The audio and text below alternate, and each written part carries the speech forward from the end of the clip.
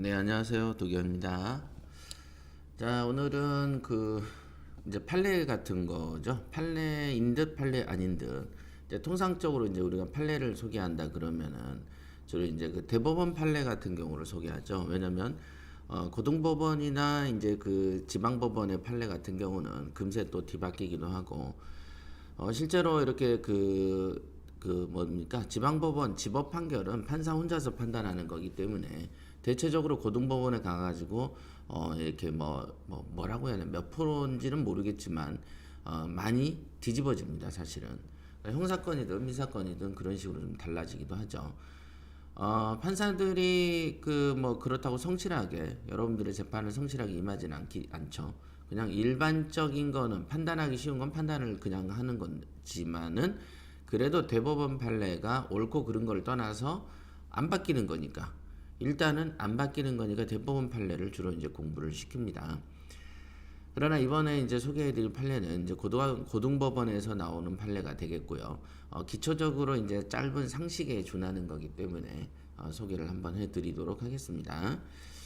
자, 우선 상가 임대차에 있을 때 권리금에 관한 얘기예요. 여러분들 권리금이 뭔지 아시죠? 권리금이라는 것은 어떤 그 시설에 관한 얘기다. 그죠? 여기 보시면은 우리가 이제 권리금이라고 하면은 통상적으로 그 가게죠. 가게나 어떤 상가가 위치함으로써 생기는 이제 그 단골 같은 거 있죠. 단골도 하나하나 권리금이 작용하지 않겠습니까? 그래서 여러분들이 어떤 새로운 가게를 거래를 할 때는 여기에 이제 통상적으로 매출이 어떻게 됩니까? 물어보죠. 매출이 얼마냐? 예, 여기는 얼마고 고정적으로 하루에 얼마 정도는 번다. 라는 그런 얘기들을 이제 서로 주고받게 되죠. 그거가 뭡니까? 그게 바로 단골입니다. 그래서 고정적인 어떤 매출, 그래서 이게 이제 고정적인 수입이 얼마나 될까를 판단하는 어떤 자료로 사용되는 것이죠. 그래야 이게 뭐가랑 연관이 되냐면 부동산의 가격하고 연관이 되고 이 단골이나 고정적인 이런 수입들도 뭐로 포함되냐면 권리금으로 포함이 됩니다. 이 상가의 주인이 고정적으로 사업을 하면서 만들어낸 매출과 관련된 것들이 이제 권리금이다 이렇게 보시는 거죠. 그러나 그리고 또 여기에 플러스로 여기에 시설비도 들어가죠. 시설비 쪽으로 예를 들면 일식집이 했어요. 근데 일식집을 해서 다시 들어올 사람이 일식집 사장이면은 당연히 인테리어에 대한 그 어떤 그 보전을 받을 수가 있지만 이번에는 중국 요리집이 들어왔다. 그럼 중국 요리를 하는 입장에서는 일식집 시설 같은 경우는 철거해야 되는 대상일 뿐이지 어떤 시설비로서 존중받을 수가 없는 것이죠. 그래서 가능하면은 점포들이 어떤 그 새로운 어떤 주인을 요구할 때 새로운 어떤 거래자에게 넘길 때 주로 보면은 시설을 인수할 수 있는 업종을 동종 업종을 찾기도 합니다. 그렇죠. 이런 이제 동종 업종을 찾으려고 하는데 때마침 이제 건물 주인이 야 나는 이제 일식집을 우리 건물에 안 들이고 싶다. 그러면 이제 이 시설비 쪽으로 투자된 인테리어가 모두 다 말짱 도루묵이 돼버리는 현실에 속하는 거죠. 그래서 사실은 권리금 자체는 그 주인의 어떤 자비에 의해서 주인의 선의를 전제로 했을 때 임차인들이 보호를 받기도 하는 그런 업종입니다. 그래서 그 권리금이라는 것은 아까도 말한 대로 시설비 플러스 그 다음에 이제 단골들 같은 경우가 있는 이제 단골 손님들, 그죠? 요런 걸 가지고 이제 권리금을 주고 받죠. 이런 권리금을 옛날에는 주인이 보호를 안 해줬는데 법으로 권리금을 보호를 하는 것을 의무화 시켰죠. 보호 의무를 부여했습니다. 그 법 규정을 한번 살펴보겠습니다. 자, 상가임대차 보호법이죠. 상가임대차 보호법에 쭉 올려보면은 우선은 권리금이라는 게 있을 건데 잠깐만요. 권리금 회수 보호에라고 돼 있죠. 이게 또 커지면 이쪽이 안 보이고 참 애매모호하네요. 자, 안 보이면 안 보이는 대로 제가 읽어드리면 되니까요. 제10조의 사에 권리금 회수 기회를 보호한다는 뜻으로 임대인은 임대차 기간이 끝나기 3개월 전에 종료 시까지 어느 하나에 해당하는 행위를 함으로써 권리금 계약에 따라 임차인이 주선한 신규 임차인이 되려는 자로부터 권리금을 지급받는 것을 방해하면 안 된다. 즉 권리금을 보호해라. 이렇게 회수의 기회를 보호해라라는 의무를 주죠. 어떤 경우에 방해하면 안 되냐? 1, 2, 3, 4. 이런 경우 빼놓고는 방해하면 안 돼. 이런 거죠. 1호에 있는 것은 권리금을 요구하거나 임차인이 주선한 신규 임차인 되려면부터 권리금을 수수하는 행위. 자, 임차인이 주선한 신규 임차인이 되려는 자에게 집주인이 권리금을 요구하면 안 되겠죠. 이 권리금은 기존 임차인이 받아서 나가야 되는 돈이기 때문에 집주인이 받으려고 요구하면 안 된다. 이 뜻입니다. 임차인이 주선한 신규 임차인이 되려는 자로 하여금 신규 임차인 새로운 들어오는 사람 임차인에게 권리금을 지급하지 못하게 회방을 놓으면 안 된다. 뭐 이런 것들이 있습니다. 기타 등등의 또는 정당한 사유 없이 임대인이 신규 임차인이 되려는 자와 임대차 계약을 거절하는 행위. 자, 이렇게 거절을 해버리면은 기존의 임차인은 권리금을 보호받을 기회가 없어지죠. 그래서 사실은 이런 소극적인 수준에 지금 멈추고 있는 겁니다. 이런 행위, 권리금의 회수 기회를 보호해야 되는데 보호하지 않은 경우에는 보호하지 않으면 안 된다라고 이렇게 해놓고 이게 10조의 4가 처벌 규정이 있나 한번 볼까요? 처벌 규정. 처벌 규정이 있냐? 부치 처벌 규정은 없어요. 그러니까 10조의 4처럼 집주인이 뭡니까? 보증금 권리금을 보호할 의무가 있는데 그 의무를 위반해 가지고 기존 임차인이 권리금을 떼어서 나간다. 그러면은 이거를 이제 형사적으로는 처벌을 할 수는 없고요. 다만 민사적으로 해결할 수 있게끔 돼 있는데 거기 어딨냐? 손을 발생했다. 3항이죠. 밑에 보이시죠? 임대인이 제1항을 위반하여 임차인에게 손해를 발생하게 한 때는 손해를 배상할 책임이 있다. 이렇게 되었습니다. 그러니까 기존 임차인이 신규 임차인을 들이는 과정에서 이때 신규 임차인에 들이는 과정에서 건물 주인이 권리금에 관해서 거절하거나 어떤 이유를 들어서 이렇게 그 신규 임차인이 못 들어오게 하는 방해를 해서 권리금을 회수할 기회를 놓치게 됐다. 그런 경우에 손해가 있으면 배상할 책임이 있다라고 하는 거죠. 이 배상할 책임이라는 건 결국은 소송을 하라는 얘기인데 이 부분은 이거와 관련된 소송은 많지 않겠죠? 많이 생기지도 않았을 겁니다, 지금. 그럼 요거에 대해서 소송을 해서 어떤 식의 범위까지 피해 손해배상으로 인정이 되는지는 미지수죠. 왜 그러냐면은 손해배상은 주로 임차인이 입증을 해야 되거든요. 이런 거 입증 잘 안 됩니다. 잘 받아주지도 않고요. 그러니까 이거는 형식적인 문구다라고 얘기를 하면 되겠습니다. 자, 여기 이런 어떤 권리금에 대한 보호에 대한 규정이 있는데요. 요 보호라는 거가 있고 우리가 또 상가에 임대차 갱신이 있는 거 아시죠? 계약갱신. 상가에 있어서는요 계약갱신 요구가 할 수 있는데 5년까지 할 수 있습니다. 여기 보시죠. 10조의 2항에 임차인의 갱신 요구권은 최초 임대차 기간을 포함해서 최초를 포함해서 그러니까 내가 1년을 살고 최종 5년을 초과하지 않는다. 그러니까 향후 4년 정도를 꾸준히 해서 5년까지는 계약갱신의 기회가 있다. 이렇게 볼 수가 있습니다. 그러니까 사실은 이 조항이 처음 생길 때 하는 말이 5년이 뭐냐면 권리금의 회수 기회를 준다라는 뜻으로 만든 규정이다라고 우리가 배웠습니다. 그러나 실제로도 이 5년이라는 기간이 있어도 권리금이 보호가 되지 않자 상가임대차 보호법을 또 개정을 해서 권리금 보호 의무 이런 규정을 두게 된 것입니다. 그래서 계약갱신은 몇 년까지 한다? 5회 즉 그러니까 연속 4회가 되겠고 포함해서 5년까지는 이 집에 살 수가 있다. 자, 갱신을 5회 하는 게 아니고 갱신은 4회를 해서 총 5년을 살 수가 있다.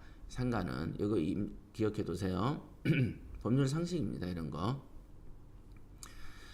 그런데 지금 이거의 상담 사례를 한번 읽어보시면은 건물주 A와 임대차 계약을 했대요. 그 다음에 갱신을 통해서 상가를 7년 이상 임차해 오던 중 계약이 만료될 무렵에 건물주가 이제 나 계약 안 할래 나가라고 통지했다.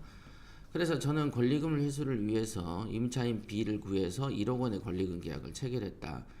그랬는데 이 건물 주인이 상가 건물 임대차 보호법상 인정되는 5년 동안 갱신해줬기 때문에 이제는 권리금 회수 보호할 의무가 없다라고 한다. 자기는 이제 이 1억이라는 돈을 못 받게 되는 것이냐라고 질문을 해온 사례예요. 그 말은 뭐냐? 건물주한 이 집에서 7년간 살았답니다. 7년간 살면서 이제 건물 주인이 이제 나가라고 하니까 권리금 1억을 받으면서 신규 임차인을 드린 거예요. 그랬더니 이제 건물주가 야 권리금 보호 의무는 네가 5년 동안 거주한 그 기간 안에만 보호되는 것이지 5년이 아니고 7년 동안 이것에서 장사를 했기 때문에 권리금 보호의 의무가 나한테 없다라고 이제 주장을 했던 모양입니다. 그래서 그러면 권리금 보호 의무를 규정한 10조의 4, 10조의 4를 한번 면밀히 한번 훑어보겠습니다. 임대인은 임대차 기간이 끝나기 3개월 전부터 어쩌고저쩌고 어느 하나 행위를 함으로써 권리금 계약에 따라서 임차인이 주선한 신규 임차인이 되려는 자로부터 권리금을 지급받는 걸 방해하면 안 된다. 방해를 할 수 있는 것은 1, 2, 3, 4죠. 1, 2, 3, 4는 뭐냐? 임차인이 주선한 신규 임차인에게 권리금을 지급하지 못하게 하는 행위를 하면 안 되고, 또 임차인이 주선한 신규 임차인이 되려는 자에게 상가 건물에 관한 조세, 공과금, 주변 상가의 차임 및 보증금, 그 밖에 부담에 따른 금액에 비추어 현재의 고액의 차임과 보증금을 요구하는 행위. 자, 이런 게 뭐냐면 A라는 사람이 임차인을 하다가 B로 넘길 때 A가 꼴보기 싫은 거예요. 그러니까 신규 임차인한테 이런 거죠. 예를 들면 이 집이 5,250에 그 세를 살았는데 내가 이걸 그만두고 나갈 때는 당연히 5,250 정도 이렇게 해놓으면은 사람이 많이 들어오겠죠. 그런데 갑자기 건물주인이 야 보증금 1억에 350 받을 거야 나 라고 해버리면은 신규 임차인을 들기가 힘들죠. 그러면 그 장사를 접으려고 마음먹은 기존 임차인은 어쩔 수 없이 매달 250만 원을 내고 존재해야 되는 상황이 되는 것이죠. 그래서 결국은 그 건물주가 칼자루를 다치고 있는 건 맞아요. 그래서 악덕업자를 만나면 안 되고 선의한 사람을 만나야 되는데 여기에는 법률 규정에 권리금을 보호하기 위해서 신규 임차인한테 터무니없는 고액의 임차료를 요구하면 안 된다라고 규정을 하는 것이죠. 왜냐하면 기존 임차인이 돈을 빼나갈 기회를 마련해 주는 거와 마찬가지입니다. 그리고 좀 2항에 보고 3항에 보고 3항에는 오히려 임대인이 임차인에게 손해배상을 해줘야 된다는 것에 대한 규정이 있고요. 그 다음에 10조 4의 2항에 보면은 다음 각호 어느 하나에 해당하는 경우에는 1항 4호의 사유가 있는 것으로 본다. 정당한 사유가. 여기에 보면은 신규 임차인이 돈을 지급할 능력이 없거나 또는 신규 임차인이 의무를 위반할 염려가 있는 경우 또는 상가 건물을 1년 6개월 이상 영리 목적으로 사용하지 아니한 경우 이제 이런 경우에는 건물주가 권리금을 보호해주지 않아도 된다라는 식의 어떤 그런 단서 조항이 있습니다. 자, 그럴 뿐이죠. 자, 기간이 있는 걸 살펴봐야 되겠죠. 지금 5년이라는 기간의 제한을 받는다. 그런지 안 그런지 한번 봅시다. 자, 그 다음에 사항에 보면은 임대인에게 손해배상 청구할 권리는 임대차가 종료한 날로부터 3년 이내 행사를 해야 된다. 자, 5. 임차인은 임대인에게 임차인이 주선한 신규 임차인이 되려는 자, 즉 신규 임차인이라는 건 새로운 세입자죠. 자의 보증금과 차임을 지급할 자력과 그 밖에 임차인으로서 의무를 이행할 능력에 관한 사실을 알고 있는 정보를 제공해야 된다. 임차인은. 임차인은 또 임대인을 속여가지고 사람을 들이면은 또 안 되게끔 규정이 또 5항이 있네요. 자, 이런 어떤 그 권리금에 관한 부분이 있다. 물론 권리금의 적용 제외도 있습니다. 이것도 한번 살펴볼까? 10조 사항의 그 다음 각호의 어느 하나에 해당하는 상가 건물의 임대차에는 적용하지 않는다. 권리금에 관해서죠. 권리금은 일반적으로 보호해주자고 해놓고서는 임대차 목적물인 상가 건물이 유통산업발전법 2조에 따르는 대규모 점포인 경우에는 권리금 인정을 하지 않습니다. 이게 예를 들면 밀레오레 같은 거 생각하시면 돼요. 그러니까 밀레오레 같은 대형 업자한테는 권리금을 인정하지 않아 줍니다. 그러니까 이런 대형 유통업체에 입점하는 경우에는 여러분들이 어느 정도는 손실을 볼 수밖에 없게 되어 있다. 또는 그 상가 건물이 국유재산법에 따르는 국유재산이거나 공유재산에 따르는 공유재산인 경우에는 권리금 인정을 안 해준다. 이렇게 된 거죠. 그러니까 이거는 뭡니까?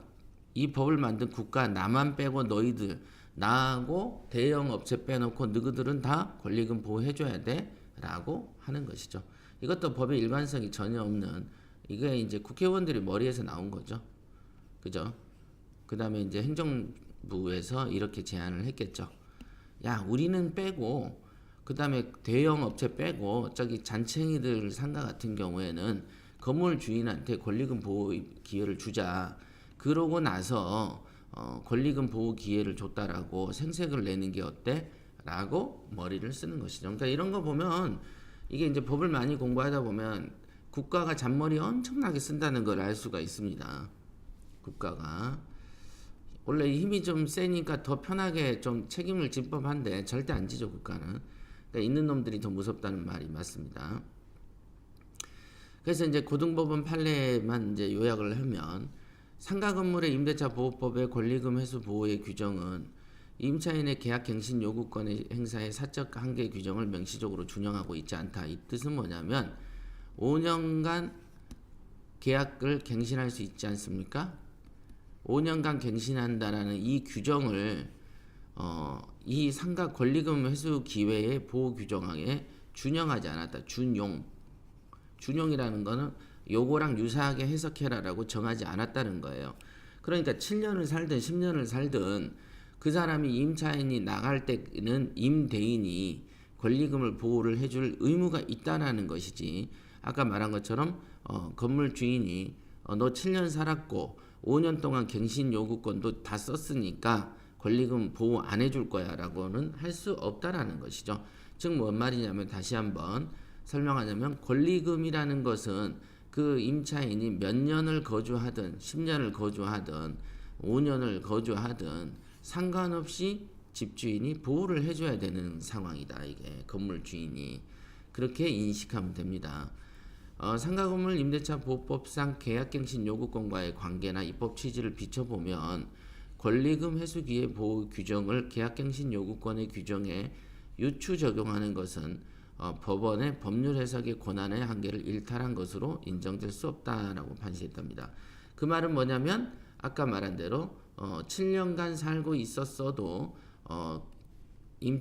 기존 임차인이 권리금을 보호받기 위해서 신규 임차인을 드릴 때 건물 주인이 방해하면 된다, 안 된다?